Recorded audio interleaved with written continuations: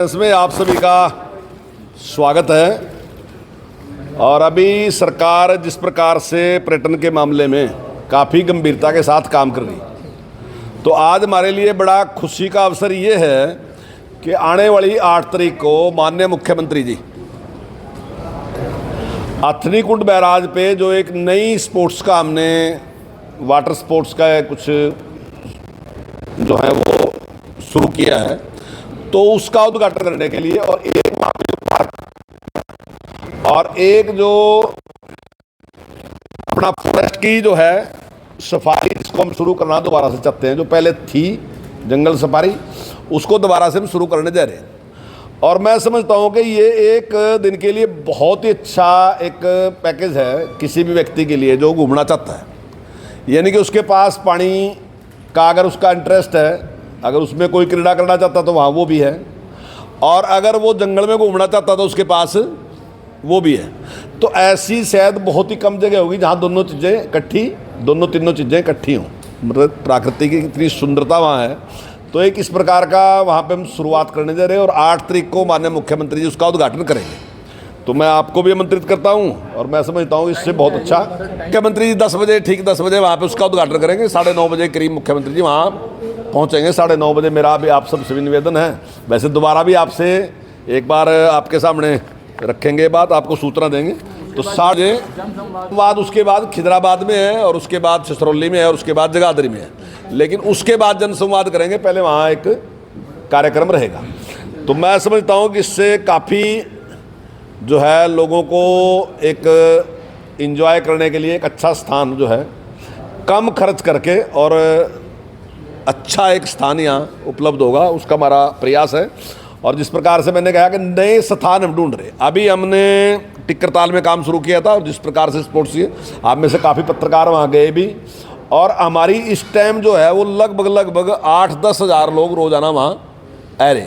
खासकर रविवार के दिन तो 10,000 से भी ज़्यादा की संख्या वहाँ होती है और काफ़ी उसका लाभ लोग उठा रहे हैं। उसके साथ ही हम हॉट बैलून वहाँ पंजौर में शुरू कर रहे हैं। उसी दिन उससे पहले सुबह माननीय मुख्यमंत्री जी पिंजौर में हॉट बैलून का उद्घाटन करेंगे और उसकी जो उड़ान होगी वो काफ़ी ऊंचाई तक उसको लेके जाएंगे, लगभग 4,000 फुट तक वो उड़ान करेगा। उसका करने के बाद तो उसके बाद माननीय मुख्यमंत्री जी यहाँ जेट स्कूटर और पावर बोट और पैडल बोट, ये तीनों बोट यहाँ पे होंगी। आपने देखा ही है वहाँ पानी बहुत ही अच्छा है और काफ़ी बड़े क्षेत्र में है, तो उससे काफ़ी लाभ रहेगा और लोगों को आनंद का वहाँ अच्छा होगा। तो उसके लिए एक बड़ा अच्छा, इसके साथ ही हमने अभी सूरजकुंड में कल ही में शुरुआत करके आया।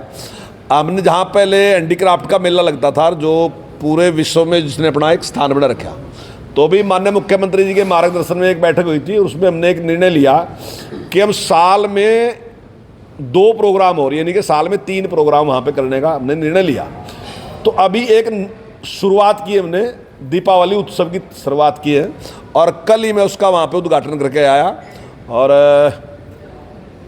10 तारीख को माननीय मुख्यमंत्री जी उसके समापन पे वहाँ उपस्थित रहेंगे और काफ़ी अच्छा रिस्पॉन्स हमें मिला। हमारा आइडिया था कि 300 दुकान हमने वहाँ निश्चित की थी, लेकिन हमारे पास 300 से काफ़ी ज़्यादा लोग वहाँ पे पहुँचे हैं और जो वहाँ अपना कुछ लोग अपनी प्रस्तुति देना चाहते हैं और कुछ लोग अपना जो भी उनका प्रोडक्ट है उसको लेकर आना चाहते हैं। ये बिल्कुल पहले मेले से और इस मेले में बिल्कुल भिन्नता अलग टाइप का है। आपने सर्कल देख भी लिया होगा, बंदा बहादुर जी का है। तो बंदा बहादुर जी ने एक बहुत बड़ी लड़ाई लड़ी मुगलों के खिलाफ, और जो सिख राज की पहली स्थापना जो है वो वास्तविकता में अगर कहीं हुई तो यहीं पे हुई। उनका ही सिक्का चला और उन्होंने बहुत बड़ा बलिदान दिया था। तो उनके उसमें हम यहाँ पर भी एक कर रहे हैं, 74 करोड़ रुपया खर्च करके हम यहाँ भी लाइट एंड साउंड और उस प्रकार के दूसरे और सारा का सारा व्यवस्था भी यहाँ पे करने वाले हैं।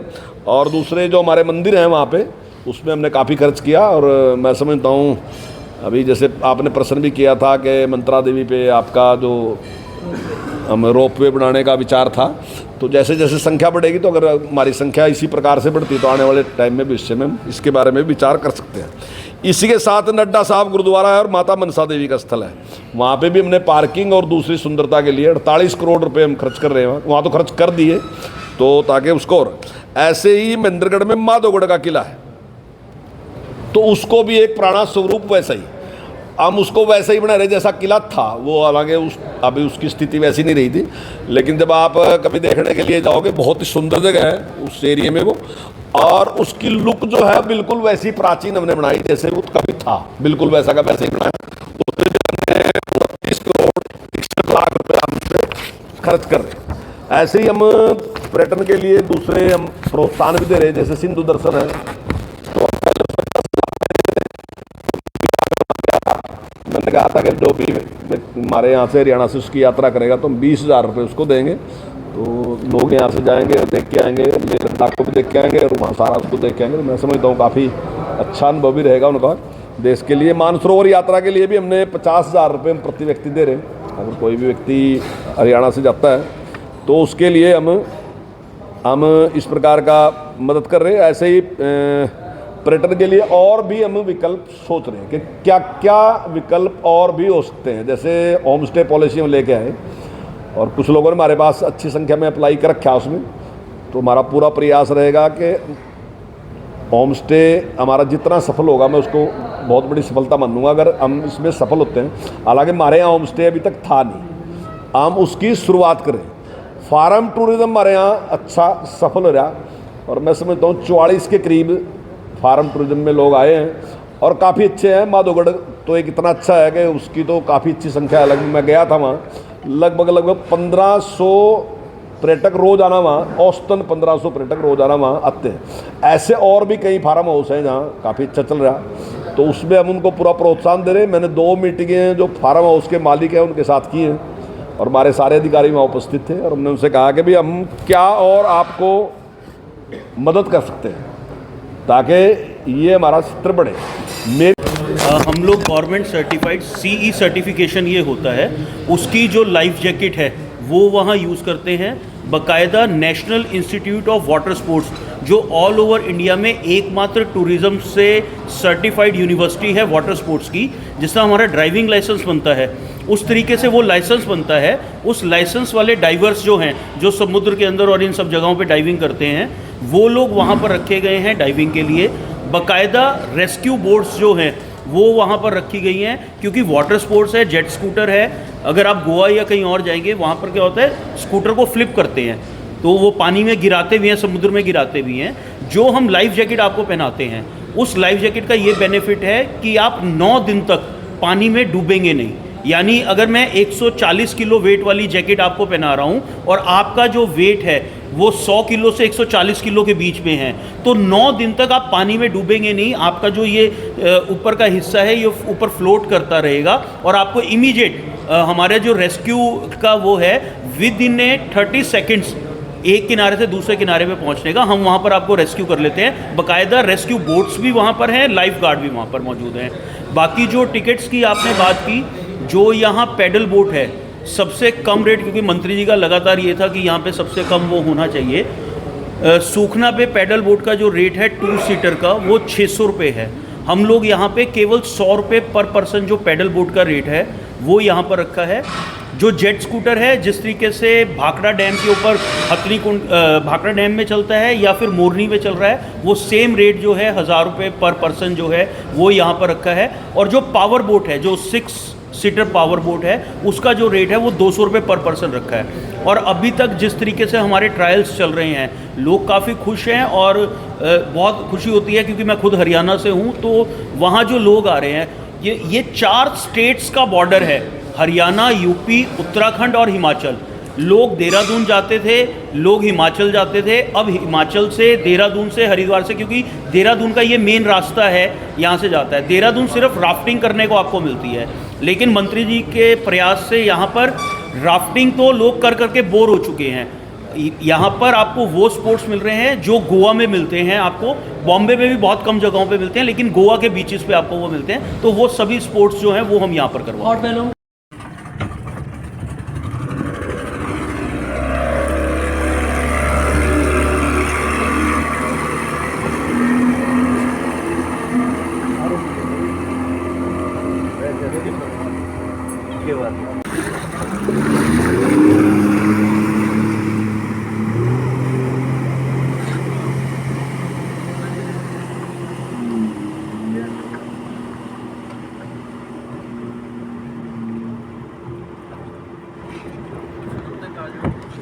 रास्ता जो है हरियाणा से यूपी में जाने का, यहाँ से मेन रास्ता है, और हिमाचल में जाने का भी मेन रास्ता, और हिमाचल में से यहाँ आने का, यूपी में से यहाँ आने का भी मेन रास्ता वही पॉइंट है।